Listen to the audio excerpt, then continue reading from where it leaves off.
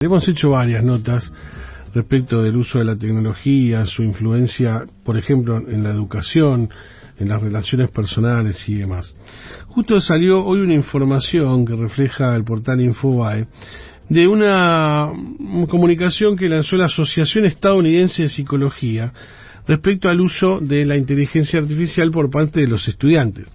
Lo que marca es que los estudiantes, según esta asociación, utilizan la IA para crear resúmenes, resolver problemas matemáticos complejos y practicar con tutores virtuales personalizados. Estos serían usos, digamos, positivos, si se quiere, ¿no? Como una herramienta, vista la inteligencia artificial como una herramienta.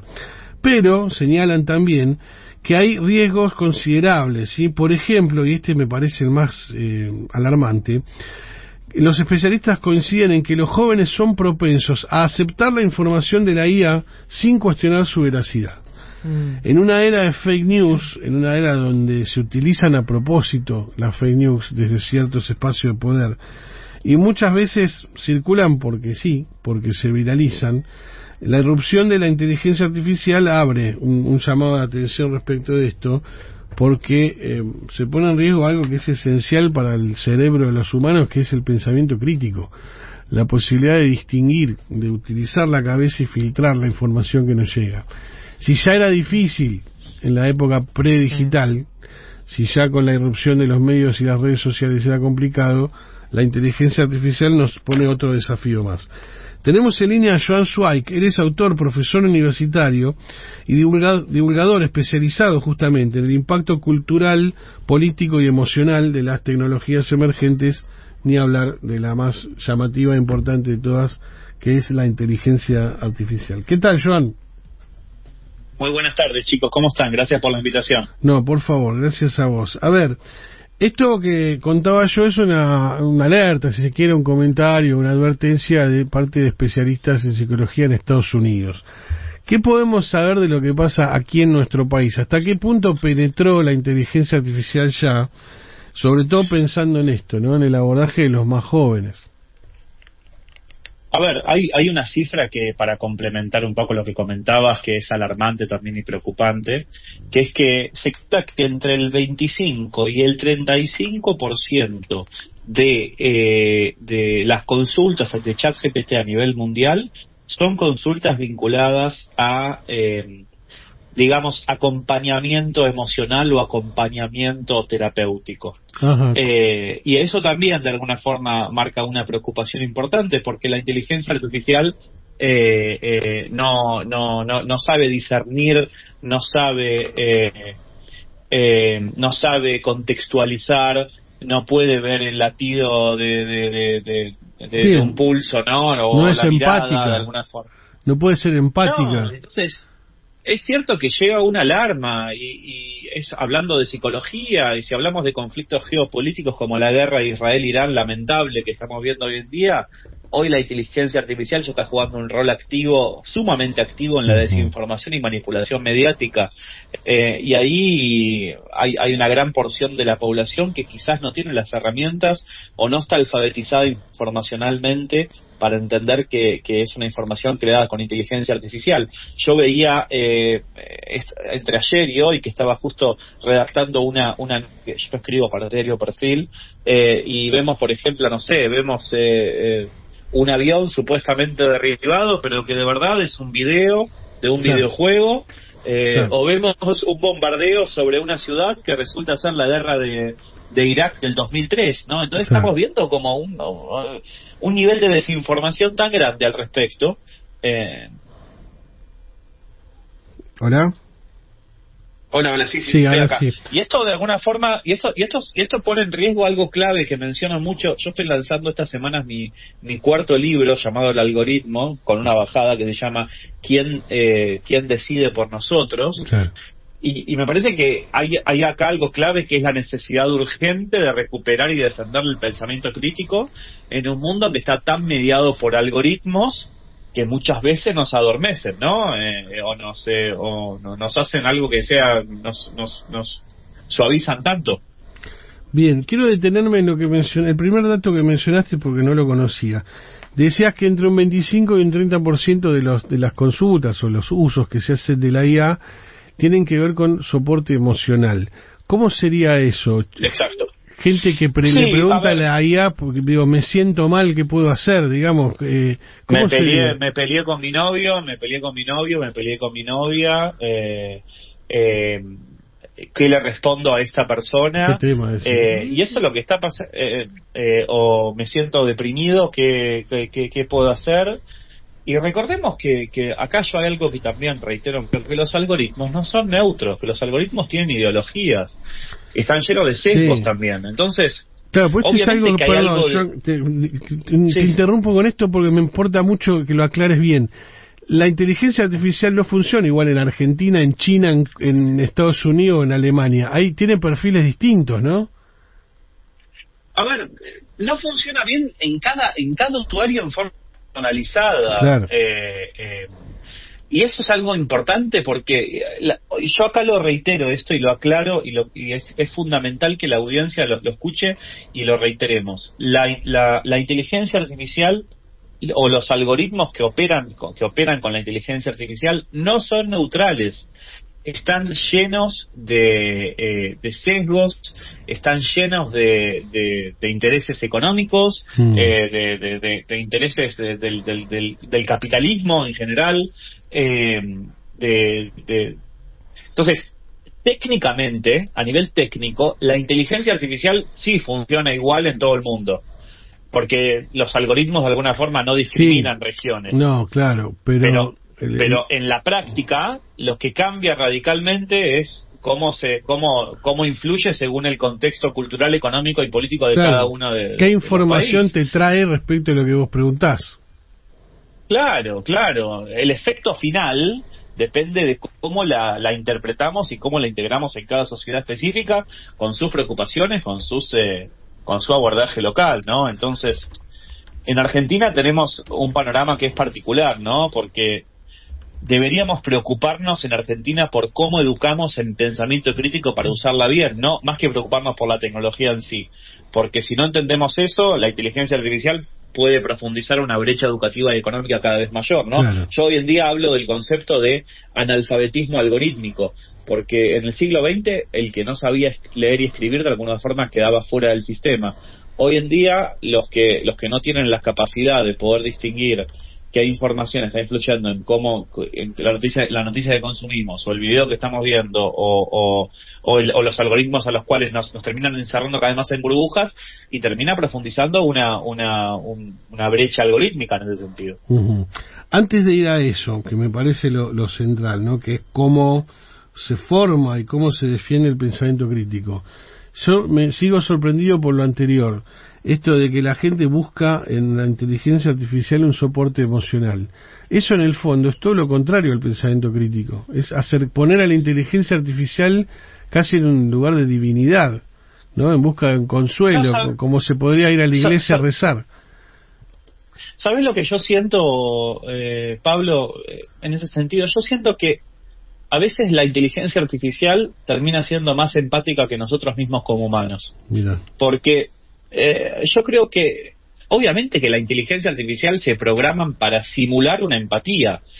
Lógico. Y nosotros, los humanos, estamos cada vez más automatizados. Entonces, mientras que las máquinas aprenden a preguntar, che, Pablo, ¿cómo te sentís hoy? Nosotros dejamos de hacerlo porque vivimos tan a mil, con tanta ansiedad, con tanta impaciencia. Entonces yo me pregunto, ¿qué pasa cuando un algoritmo es capaz de decirte, entiendo cómo te sentís, y tu mejor amigo quizás no? ¿Qué significa cuando la compasión programada se siente más genuina que una interacción real? Porque nosotros estamos tan saturados de estímulos que muchas veces nos volvemos más robóticos. Entendamos algo, la inteligencia artificial no siente, no tiene contexto, no conoce el dolor, no conoce el duelo, no conoce la incertidumbre, pero lo imita bien. Y lo imita tan bien que nosotros empezamos a conformarnos con esas respuestas preprogramadas. Por eso no es casualidad que el 25% del uso sea en ese sentido. Yo siento que hay algo acá de seres humanos, de nosotros como especie, que de alguna forma nos volvemos más robóticos o más previsibles. No estoy generalizando, ¿no? No, claro. Pero creo que nos cuesta a nosotros preguntar cómo estás sin esperar una respuesta rápida, breve y superficial, porque elegimos el confort de una respuesta estandarizada, ¿no? Y esto va mucho más allá de la tecnología en sí. Es una hipótesis en ese sentido. A mí sí, es muy raro. A mí una de las cosas cuando lo leí por primera vez que me pareció un espanto absoluto, pero bueno, cada uno hace lo que quiere. Esta gente, estos programas que hay de IA, por lo cual vos, por ejemplo, podés grabar la voz de algún familiar tuyo, de un hijo, un familiar que falleció, y le haces preguntas y te contesta... Uy, se cortó. Bueno, vamos a tratar de recuperarlo a Joan porque está bueno lo que está... ¿Acá estás? ¿Hola? No te escucho. Ah, no, pues se escuchó un corte, perdón. Te decía que a mí me asustó realmente cuando leí por primera vez de estos programas que hay que usan la IA para reproducir la voz, por ejemplo, de un pariente muerto. Y gente que le pregunta, hace preguntas como si estuviera hablando con su madre, su abuela, su padre, su hijo, el que fuera que lo perdió, porque en definitiva estás como relacionándote con un fantasma, que vos sabés que no es verdad, que no es real, pero lo sentís real porque es la voz, porque son los recuerdos. Yo creo que eso no puede hacerte bien en la cabeza nunca. Y tiene que ver un poco con lo que decías vos recién, esto del uso emocional. Es muy preocupante eso. Sí, a ver, yo siento que la tecnología, por eso, a mí también me resulta profundamente perturbador el hecho de hablar con alguien que no está, claro, o de tener una novia con inteligencia artificial, o un novio con inteligencia artificial. Es aferrarse a una presencia falsa que evita enfrentarse al duelo real. Claro, y a superarlo. Pero nos fascina. Pero al ser humano nos fascina porque es cómodo, porque es rápido y porque es un atajo al consuelo inmediato. Pero detrás de esa comodidad está la renuncia a un proceso humano, como el de aceptar la muerte, como el de vivir el duelo, como el de aprender a estar solos. Y a mí también me resulta profundamente perturbador. Pero quizás también es algo generacional. Quizás a la próxima generación va a ser algo natural poder tener esta experiencia o esta alternativa. Pero vayamos a la causa de por qué sucede. Y yo siento que está sucediendo porque somos una humanidad que está tan acostumbrada al cortoplacismo, a la respuesta inmediata, a esta sensación de abundancia, porque yo tengo una sensación de abundancia de poder hablar, de leer el portal de noticias que yo quiera, de ver la película potencialmente que yo quiera, de elegir la canción que quiera escuchar al instante. Entonces, en esa sensación tal de abundancia, ahí estamos como obsesionados por el mensaje y no por el canal, ¿no? Vamos a algo mucho más mundano. Acelerar los audios de WhatsApp por 1.5 o por 2. Claro. Muchas veces un silencio dice más que una cantidad de palabras escupidas sin parar, ¿no? En ese sentido.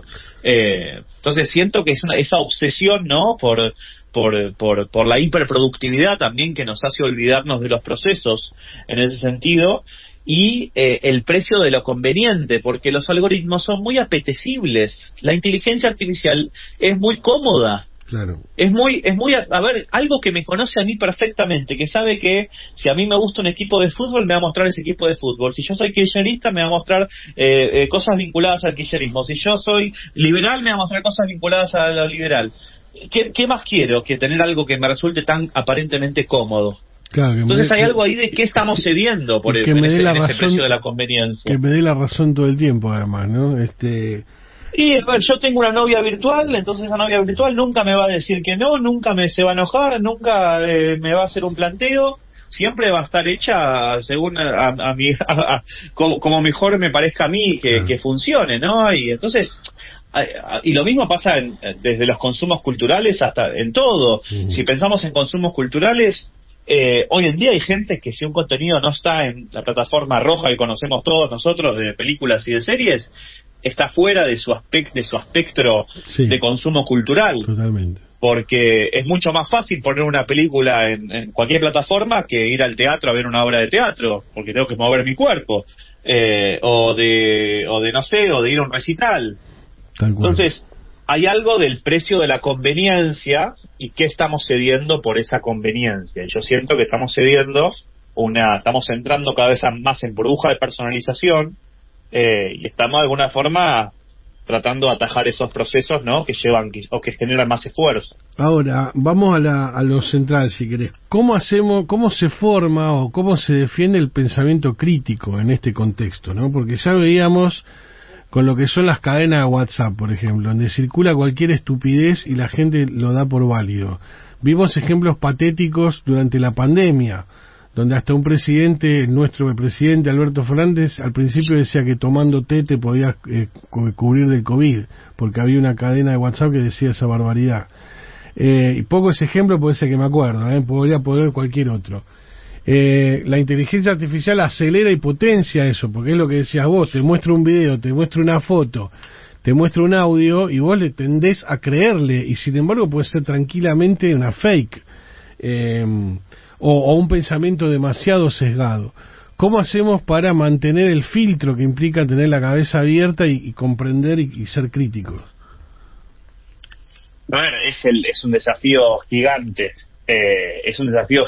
Ojalá tenga una respuesta, pero otra vez, yo creo que implica, en primer lugar, desautomatizar un poco la mente, ¿no? Sí. Porque si todo se resume, si todo se traduce, si todo se genera solo, hay que tratar de recuperar el esfuerzo de leer completo, de pensar con más tiempo, de no delegar todo, de hacer preguntas más incómodas, de no dar por sentado ni siquiera lo que dice la inteligencia artificial, preguntar siempre quién está diciendo esto, por qué lo está diciendo, qué interés hay por detrás. Y yo creo que hay algo también más que 100% humano, más allá de la tecnología, que es el sesgo de la confirmación, ¿no? El sesgo de confirmación es, básicamente, en palabras sencillas, es buscar confirmación de lo que yo pienso, ¿no? En todos lados. Entonces, funciona como una especie de del pensamiento crítico, porque que más te gusta puede ser lo que más te adormece también. Después, consumirla, porque el pensamiento crítico se construye con contraste. Claro. Y si una idea te impacta, busca otra versión. Y creo que el pensamiento crítico también no nace en soledad. El pensamiento crítico se afila hablando, discutiendo, debatiendo, ¿no? Hay una frase que dice que una persona es la suma entre las 5 y las 10 personas con las que más se rodea. Entonces, pensemos en nuestro círculo para fomentar este pensamiento crítico.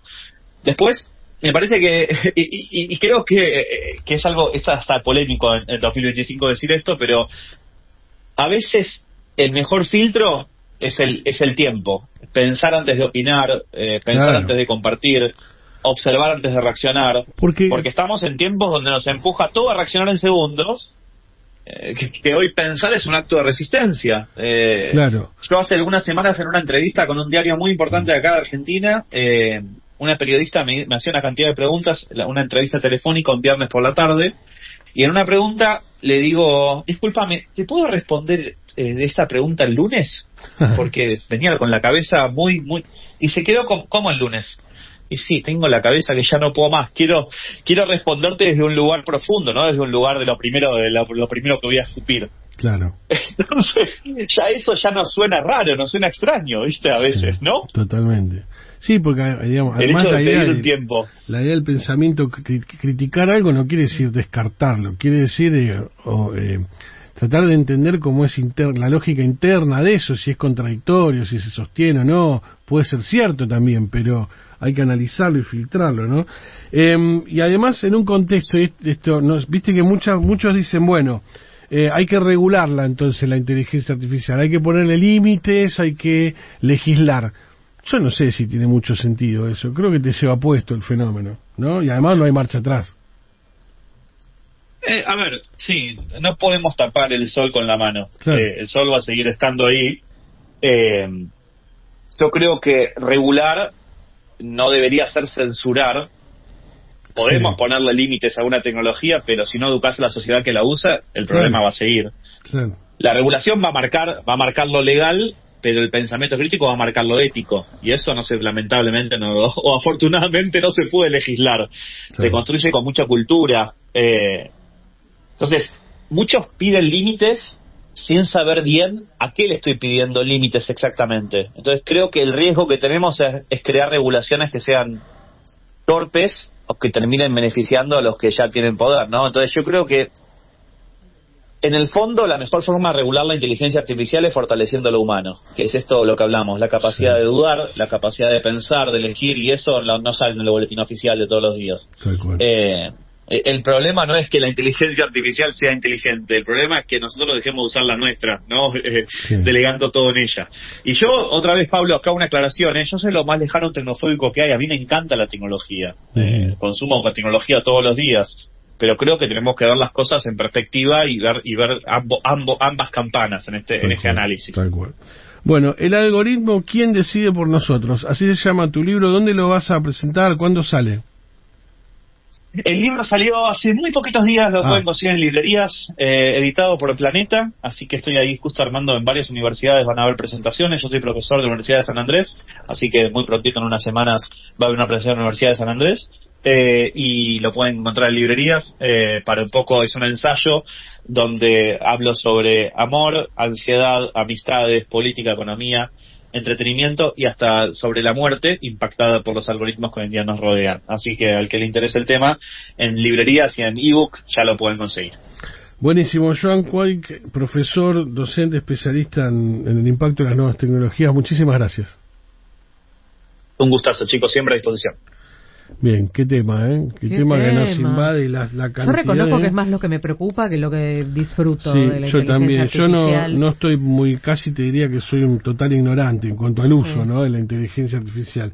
Y me preocupan mucho estas cosas, ¿no? No, lo que hablabas del pensamiento crítico, realmente, y pensaba también como algo extremo, es como el colmo del entumecimiento mental, me parece, un poco. Sí. Entonces ahí hay algo como más de raíz, ¿no?, anterior. Pero vos pensá una cosa. Está mal ya en la persona. Te pongo un ejemplo. Vos antes de tener un celular, ¿cuántos números de teléfono te acordabas? Casi todos. Bueno, ¿hoy cuántos te acordás? Ninguno, uno solo capaz. Uno o dos. Claro. Más que eso no. ¿Por qué? Porque descargas eso en el celular, no usás la cabeza para otra cosa. Si acá vamos a utilizar la inteligencia artificial para que nos responda todo, ¿cuándo vamos a ejercitar nuestra cabeza? ¿Cuándo vamos a hacer una operación matemática simple? ¿Cuándo vamos a tratar de recordar una fecha importante de la historia? O dónde queda un país, qué sé yo, ¿no? Difícil. Pero bueno, es cierto también que no se puede ir en contra de la modernidad y que prohibir, censurar o poner regulación muy dura no surte efecto. En estas cosas se la lleva puesta. Bueno, temas para pensar, para ejercer justamente el pensamiento crítico.